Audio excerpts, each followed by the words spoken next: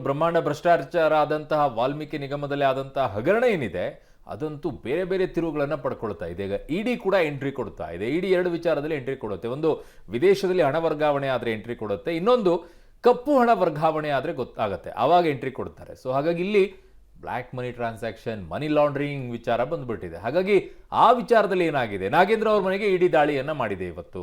ಅದಾದ ನಂತರ ದದ್ದಲ್ ಅವರು ಕೂಡ ಇಡಿ ದಾಳಿಯನ್ನ ಮಾಡಿದೆ. ಈ ಸಂಬಂಧ ಏನೆಲ್ಲ ಬೆಳವಣಿಗೆಗಳಾಗಿದೆ ಅನ್ನುವಂಥ ಅಪ್ಡೇಟ್ ಅನ್ನು ಮುಂದೆ ಇಡ್ತಾ ಇದ್ದೀವಿ. ವಾಲ್ಮೀಕಿ ಅಭಿವೃದ್ಧಿ ನಿಗಮದಲ್ಲಿ 187 ಕೋಟಿ ಹಗರಣ ಏನಿದೆ, ನಾಗೇಂದ್ರ ಮನೆ ಮೇಲೆ ಇಡಿ ರೇಡ್ ಅನ್ನ ಮಾಡಿದೆ. ಮಾಜಿ ಸಚಿವ ನಾಗೇಂದ್ರ PA ಹರೀಶ್ ಅವರನ್ನ ಅರೆಸ್ಟ್ ಮಾಡಲಾಗಿದೆ.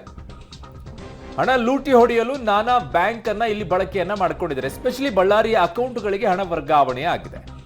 ಇದು ನಾಗೇಂದ್ರ ಅವರಿಗೆ ಈಗ ಕಂಟಕವಾಗುತ್ತಾ? ಅದರಲ್ಲೂ ಸತ್ಯನಾರಾಯಣ ಅವರ ಹೇಳಿಕೆ ನಾಗೇಂದ್ರ ಅವರಿಗೆ ಕಂಟಕವಾಗಿದೆ ಅಂತ ಹೇಳಿ.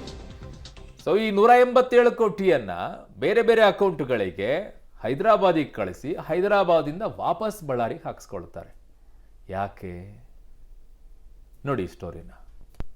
ವಾಲ್ಮೀಕಿ ಅಭಿವೃದ್ಧಿ ನಿಗಮದಲ್ಲಿ 187 ಕೋಟಿ ಹಗರಣ, ನಾಗೇಂದ್ರ ಮನೆ ಮೇಲೆ ಇಡಿ ರೇಡ್. ಯಾವುದೇ ಕ್ಷಣದಲ್ಲಿ ನಾಗೇಂದ್ರ ಅರೆಸ್ಟ್ ಸಾಧ್ಯತೆ. ವಾಲ್ಮೀಕಿ ಅಭಿವೃದ್ಧಿ ನಿಗಮದಲ್ಲಿ ನಡೆದಿದೆ ಎನ್ನಲಾದ ಬಹುಕೋಟಿ ಹಗರಣದ ಉರುಳು ಇದೀಗ ಮಾಜಿ ಸಚಿವ ಬಿ ನಾಗೇಂದ್ರ ಮೇಲೆ ಬಲವಾಗಿ ಸುತ್ತಿಕೊಳ್ಳುತ್ತಿದೆ. ಪ್ರಕರಣ ಸಂಬಂಧ ನಿನ್ನೆಯಷ್ಟೇ SIT ವಿಚಾರಣೆಗೆ ಹಾಜರಾಗಿದ್ದ ನಾಗೇಂದ್ರ ಅವರ ನಿವಾಸಗಳ ಮೇಲೆ ಇಂದು ಬೆಳ್ಳಂಬೆಳಿಗ್ಗೆ ಇಡಿ ದಾಳಿ ನಡೆಸಿದೆ.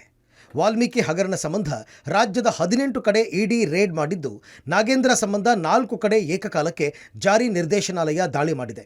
ಬೆಂಗಳೂರಿನ ಡಾಲರ್ಸ್ ಕಾಲೋನಿ, BEL ರೋಡ್ ನಿವಾಸ, ಶಾಸಕರ ಭವನದ ಕೊಠಡಿ, ಬಳ್ಳಾರಿಯ ನೆಹರು ನಗರದ ನಿವಾಸದ ಮೇಲೆ ದಾಳಿ ಮಾಡಿ ಪರಿಶೀಲನೆ ನಡೆಸಿದೆ.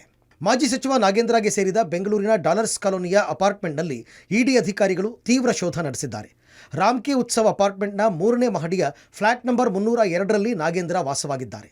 ಇಂದು SIT ವಿಚಾರಣೆಗೆ ಹಾಜರಾಗಬೇಕಿರುವ ನಾಗೇಂದ್ರ ನಿನ್ನೆ ರಾತ್ರಿ ಇಲ್ಲೇ ತಂಗಿದ್ರು. ಆದ್ರೀಗ ದಾಳಿ ಮಾಡಿರುವ ಇಡಿ ನಾಗೇಂದ್ರ ಅವರನ್ನು ತೀವ್ರ ವಿಚಾರಣೆಗೆ ಒಳಪಡಿಸಿದ್ದಾರೆ. ನಾಗೇಂದ್ರ ಅವರ ಮೊಬೈಲನ್ನು ವಶಕ್ಕೆ ಪಡೆದಿದ್ದು, ನಾಗೇಂದ್ರ ಅವರನ್ನು ಯಾವುದೇ ಕ್ಷಣದಲ್ಲಿ ಅರೆಸ್ಟ್ ಮಾಡುವ ಸಾಧ್ಯತೆ ಇದೆ.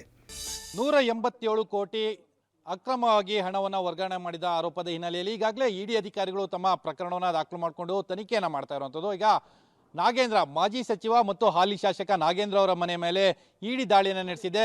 ಈಗಾಗಲೇ ನಾಗೇಂದ್ರ ಅವರ ಅತ್ಯಾಪ್ತ ಹರೀಶನ್ನು ಕೂಡ ತಮ್ಮ ವಶಕ್ಕೆ ಪಡೆದುಕೊಂಡಿದ್ದಾರೆ. ಇಡಿ ಕಚೇರಿಗೆ ಕರ್ಕೊಂಡು ಹೋಗಿ ಅವರನ್ನು ವಿಚಾರಣೆಗೊಳಪಡಿಸಿದ್ದಾರೆ. ಈ ಮೂಲಕ ನಾಗೇಂದ್ರ ಅವರ ಬಂಧನ ಆಗುವಂಥ ಸಾಧ್ಯತೆಗಳು ತೀರಾ ಹೆಚ್ಚಾಗಿದ್ದಾವೆ ಅನ್ನೋದ್ರ ಬಗ್ಗೆ ಇಡಿ ಮೂಲಗಳು ಸ್ಪಷ್ಟನೆಯನ್ನು ಕೊಡ್ತಾ ಇರುವಂಥದ್ದು. ಯಾಕೆಂದರೆ ಇಡಿ ಅಧಿಕಾರಿಗಳ ತನಿಖೆ ಆಗಿರುತ್ತೆ. ಆ ಹಿನ್ನೆಲೆಯಲ್ಲಿ ಕೆಲವೊಂದು ದಾಖಲಾತಿಗಳು, ಆ ದಾಖಲಾತಿಗಳಿಗೆ ಒಂದಷ್ಟು ಉತ್ತರಗಳು, ಈ ರೀತಿಯ ಪ್ರಯತ್ನಗಳನ್ನು ಇಡಿ ಅಧಿಕಾರಿಗಳು ಪಡ್ಕೊಳ್ಳೋ ಪ್ರಯತ್ನಗಳನ್ನು ಮಾಡ್ತಾ ಇದ್ದಾರೆ. ಮುಂದಿನ ಹಂತಗಳಲ್ಲಿ ನಾಗೇಂದ್ರ ಅವರು ಕೂಡ ತಮ್ಮ ವಶಕ್ಕೆ ಬರುವಂಥದ್ದು ಅಥವಾ ಅವರನ್ನು ಬಂಧನಕ್ಕೊಳಪಡಿಸುವಂಥ ಸಾಧ್ಯತೆಗಳು ಕೂಡ ಹೆಚ್ಚಾಗಿರುವಂಥದ್ದು. ನಾಗೇಂದ್ರ ಅವರಿಗೆ ಸಂಬಂಧಪಟ್ಟ ಮತ್ತೊಂದು ಮನೆ ಮೇಲೂ ದಾಳಿ ಮಾಡಿ ಪರಿಶೀಲಿಸಲಾಗಿದೆ. ಅಪಾರ್ಟ್ಮೆಂಟ್ ಸಮೀಪ ಇರುವ ಇನ್ನೊಂದು ಕಟ್ಟಡದ ಮೇಲೆ ಕೂಡ ದಾಳಿ ನಡೆಸಲಾಗಿದ್ದು, ಈ ಮನೆ ಯಾರಿಗೆ ಸೇರಿದ್ದು ಎಂಬುದರ ಬಗ್ಗೆ ಇಡಿ ಮಾಹಿತಿ ಕಲೆ ಹಾಕಿದೆ. ಇದು ನಾಗೇಂದ್ರ ಅವರದ್ದೇ ಮನೆ ಎನ್ನಲಾಗ್ತಾ ಇದೆ. ಶಾಸಕರ ಭವನದಲ್ಲಿರುವ ನಾಗೇಂದ್ರ ಅವರ ಕಚೇರಿ ನಂಬರ್ 360ರಲ್ಲೂ ಅಧಿಕಾರಿಗಳು ದಾಳಿ ನಡೆಸಿದ್ದಾರೆ. BEL ರೋಡ್, ಮತ್ತಿಕೆರೆ ಹಾಗೂ ಮಲ್ಲೇಶ್ವರಂ ಸೇರಿದಂತೆ ಬೆಂಗಳೂರಿನಲ್ಲಿ 4 ಕಡೆ, ಬಳ್ಳಾರಿಯ ನೆಹರು ಕಾಲೋನಿಯಲ್ಲಿರುವ ಮನೆ ಮೇಲೆ ಇಡಿ ಅಧಿಕಾರಿಗಳು ದಾಳಿ ಮಾಡಿ ದಾಖಲೆಗಳ ಪರಿಶೀಲನೆ ನಡೆಸಿದ್ದಾರೆ. ನಾಗೇಂದ್ರ ಆಪ್ತ ಸಹಾಯಕ ಹರೀಶ್ ಅರೆಸ್ಟ್, ಮತ್ತೊಬ್ಬ ಆಪ್ತ ಸಹಾಯಕನ ತೀವ್ರ ವಿಚಾರಣೆ. ಪ್ರಕರಣ ಸಂಬಂಧ ಆಪ್ತ ಸಹಾಯಕ ಹರೀಶ್ನನ್ನು ಇಡಿ ಅಧಿಕಾರಿಗಳು ಅರೆಸ್ಟ್ ಮಾಡಿದ್ದಾರೆ. ಪ್ರಕರಣ ಸಂಬಂಧ ಹರೀಶ್ನನ್ನು ಶಾಂತಿನಗರದ ಕಚೇರಿಯಲ್ಲಿ ತೀವ್ರ ವಿಚಾರಣೆಗೆ ಒಳಪಡಿಸಿದ್ದಾರೆ. ನಾಗೇಂದ್ರ ಅವರ ಮತ್ತೊಬ್ಬ ಆಪ್ತ ಸಹಾಯಕ ಚೇತನ್ನನ್ನು ಇಡಿ ಅಧಿಕಾರಿಗಳು ತೀವ್ರ ವಿಚಾರಣೆ ಮಾಡ್ತಾ ಇದ್ದಾರೆ.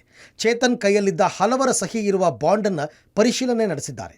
ಈಗಾಗಲೇ ಹಲವರು ಬೆಂಗಳೂರಿಗೆ ತೆರಳಿದ್ದಾರೆ ಎನ್ನಲಾಗಿದೆ. ವಾಲ್ಮೀಕಿ ನಿಗಮ ಮಂಡಳಿಯ ಅಲ್ಲಿ ಆದಂಥ ಹಗರಣ ಸಂಬಂಧಪಟ್ಟ ಹಾಗೆ ಇವತ್ತು ಬೆಳಗಿಂದಲೇ ಕೂಡ ಇಡಿ ಅಧಿಕಾರಿಗಳು ದಾಳಿ ನಡೆಸಿದ್ರು. ದಾಳಿ ನಡೆಸಿದ ನಂತರದಲ್ಲಿ ಮಾಜಿ ಸಚಿವರಾದಂಥ ಬಿ ನಾಗೇಂದ್ರ ಅವರ ಆಪ್ತ ಸಹಾಯಕ ಹರೀಶ್ನನ್ನು ಈಗ ಬಂಧನ ಮಾಡಿರುವಂಥದ್ದು. ಬಂಧನ ಮಾಡಿದ ನಂತರದಲ್ಲಿ ಶಾಂತಿನಗರದ ಇಡಿ ಕಚೇರಿಗೆ ಕರ್ಕೊಂಬಂದು ಅವ್ರನ್ನ ತೀವ್ರ ವಿಚಾರಣೆ ಕೂಡ ಮಾಡ್ತಾ ಇರುವಂಥದ್ದು. ಮತ್ತೊಬ್ಬ ಆಪ್ತ ಸಹಾಯಕ ಚೇತನ್ ಏನಿದ್ದಾರೆ ಅವ್ರನ್ನೂ ಕೂಡ ಈಗ ಇಡಿ ಅಧಿಕಾರಿಗಳು ವಿಚಾರಣೆ ಮಾಡ್ತಾ ಇದ್ದಾರೆ. ಆತನ ಬಳಿ ಒಂದಷ್ಟು ಸಹಿ ಇರುವಂಥ ಬಾಂಡ್ಗಳಿದ್ದಾವೆ ಅನ್ನೋದ್ರ ಬಗ್ಗೆ ಮಾಹಿತಿ ಕೂಡ ಲಭ್ಯ ಆಗಿದೆ. ಹಣ ಲೂಟಿ ಹೊಡೆಯಲು ನಾನಾ ಬ್ಯಾಂಕ್ ಬಳಕೆ, ಬಳ್ಳಾರಿಯ ಅಕೌಂಟ್ಗಳಿಗೆ ಹಣ ವರ್ಗಾವಣೆ. ವಾಲ್ಮೀಕಿ ಅಭಿವೃದ್ಧಿ ನಿಗಮದ ಹಣ ಲೂಟಿ ಹೊಡೆಯಲು ನಾನಾ ಬ್ಯಾಂಕ್ ಬಳಕೆ ಮಾಡಿದ್ದಾರೆ ಎನ್ನಲಾಗಿದೆ. ಬೆಂಗಳೂರಿನಿಂದ ಹೈದರಾಬಾದ್ನ ಖಾಸಗಿ ಕಂಪನಿಯ ಹೆಸರಿನ ಅಕೌಂಟ್ ಸೇರಿ 17ಕ್ಕೂ ಹೆಚ್ಚು ಅಕೌಂಟ್ಗಳಿಗೆ ಹಣ ವರ್ಗಾವಣೆ ಆಗಿತ್ತು. ಬಳ್ಳಾರಿಯಲ್ಲೇ 25 ಕೋಟಿ ಹಣ ವರ್ಗಾವಣೆ ಮಾಡಿರುವ ಶಂಕೆ ವ್ಯಕ್ತವಾಗಿದೆ. ಮಾಜಿ ಸಚಿವ ನಾಗೇಂದ್ರ ಅವರ ಆಪ್ತ ಅಕೌಂಟ್ಗಳಿಗೆ ಹಣ ಟ್ರಾನ್ಸ್ಫರ್ ಮಾಡಿರುವ ಸಾಧ್ಯತೆಗಳಿವೆ. ಅಕೌಂಟ್ಗಳ ಮೂಲವನ್ನು ಪರಿಶೀಲನೆ ಮಾಡ್ತಾ ಇದ್ದಾರೆ. ವಾಲ್ಮೀಕಿ ನಿಗಮದ ಬಹುಕೋಟಿ ಹಗರಣಕ್ಕೆ ಸಂಬಂಧಪಟ್ಟಂತೆ ಇವತ್ತು ಬೆಳಗ್ಗೆನೇ ಇಡಿ ಅಧಿಕಾರಿಗಳು ಬಳ್ಳಾರಿಯ ನಾಗೇಂದ್ರ ಅವರ ನಿವಾಸಕ್ಕೆ ದಾಳಿಯನ್ನು ಮಾಡೋದ್ರ ಮೂಲಕ ದಾಖಲೆಗಳ ಪರಿಶೀಲನೆ ಕೂಡ ಮಾಡಿದರು. ಪ್ರಮುಖವಾಗಿ ನಾಗೇಂದ್ರ ಅವರ PA ಚೇತನ್ ಅವರನ್ನು ಕೂಡ ತೀವ್ರ ವಿಚಾರಣೆ ಮಾಡಿರ್ತಕ್ಕಂಥ ಅಧಿಕಾರಿಗಳ ತಂಡ ನಾಗೇಂದ್ರ ಅವರ ಆಸ್ತಿ ದಾಖಲಾತಿಗಳನ್ನು ಕೂಡ ಪರಿಶೀಲನೆ ಮಾಡೋದ್ರ ಜೊತೆಗೆ ನಾಗೇಂದ್ರ ಅವರ ಆಪ್ತರಿಗೂ ಸಹಿತ ಕರೆಯನ್ನು ಮಾಡೋದ್ರ ಮೂಲಕ ವಿಚಾರಣೆಗೆ ಹಾಜರಾಗುವಂತೆ ಸೂಚನೆಯನ್ನು ನೀಡಿದರು. ಒಟ್ಟಾರೆಯಾಗಿ ಇದುವರೆಗೂ ಸಹಿತ ನಿರಂತರವಾಗಿ ನಾಗೇಂದ್ರ ಅವರ ಮನೆ ಮೇಲೆ ಅಧಿಕಾರಿಗಳ ದಾಳಿ ಮುಂದುವರೆದಿದ್ದು, ಇನ್ನೂ ಕೂಡ ದಾಖಲೆಗಳ ಪರಿಶೀಲನೆ ಮುಂದುವರೆದಿದೆ. ಒಂದು ಮಾಹಿತಿಯ ಪ್ರಕಾರ ನಾಗೇಂದ್ರ ಅವರಿಗೆ ಇಲ್ಲಿ ಸಿಗ್ತಕ್ಕಂಥ ದಾಖಲೆಗಳು ಉರುಳಾಗ್ತಕ್ಕಂಥ ಸಾಧ್ಯತೆ ಕೂಡ ಇದೆ. ಸತ್ಯನಾರಾಯಣ ವರ್ಮಾ ಹೇಳಿಕೆಯೇ ನಾಗೇಂದ್ರಗೆ ಕಂಟಕ. ಮಾಹಿತಿ ಬಾಯ್ಬಿಡದಂತೆ ನನ್ನ ಮೇಲೆ ಹಲ್ಲೆ ಮಾಡಿದ್ದಾರೆ. ಸತ್ಯನಾರಾಯಣ ವರ್ಮಾ ಹೇಳಿಕೆಯೇ ಮಾಜಿ ಸಚಿವ ನಾಗೇಂದ್ರಗೆ ಕಂಟಕವಾಗಿ ಪರಿಣಮಿಸಿದೆ. SIT ಮುಂದೆ ಹಣದ ಬಗ್ಗೆ A13 ವರ್ಮಾ ಹೇಳಿಕೆ ನೀಡಿದ್ದಾರೆ. ನಾಗೇಂದ್ರ PS ದೇವೇಂದ್ರಪ್ಪಗೆ 45 ಲಕ್ಷ ಕೊಟ್ಟಿದ್ದೇನೆ, ಬಸನಗೌಡ ದದ್ದಲ್ PS ಪಂಪಣ್ಣಗೆ 25 ಲಕ್ಷ ಹಣ ಕೊಟ್ಟಿದ್ದೇನೆ. ಈ ಮಾಹಿತಿ ಬಾಯ್ಬಿಡದಂತೆ ನನ್ನ ಮೇಲೆ ಹಲ್ಲೆ ಮಾಡಿದ್ದಾರೆ. ನಾಗೇಂದ್ರ ದದ್ದಲ್ ಆಪ್ತರು ನನ್ನ ಮೇಲೆ ಹಲ್ಲೆ ಮಾಡಿದ್ದಾರೆ ಅಂತ SIT ಮುಂದೆ ಸತ್ಯನಾರಾಯಣ ವರ್ಮಾ ಹೇಳಿಕೆ ಕೊಟ್ಟಿದ್ದಾರೆ. ಇದೇ ಹೇಳಿಕೆ ನಾಗೇಂದ್ರಗೆ ಕಂಟಕವಾಗಿದೆ. ಇಡಿ ತನಿಖೆಗೆ ಮಾಜಿ ಮಂತ್ರಿ ನಾಗೇಂದ್ರ ಅಸಹಕಾರ.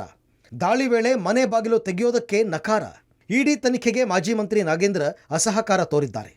ಇಡಿ ಅಧಿಕಾರಿಗಳು ದಾಳಿ ವೇಳೆ ಮನೆ ಬಾಗಿಲು ತೆಗೆಯೋದಕ್ಕೆ ನಕಾರ ಮಾಡಿದ್ರಂತೆ. ಇನ್ನು ಈ ಹಿಂದೆಯೂ CBI ಹಾಗೂ ಇಡಿ ವಿಚಾರಣೆಯನ್ನು ನಾಗೇಂದ್ರ ಎದುರಿಸಿದರು.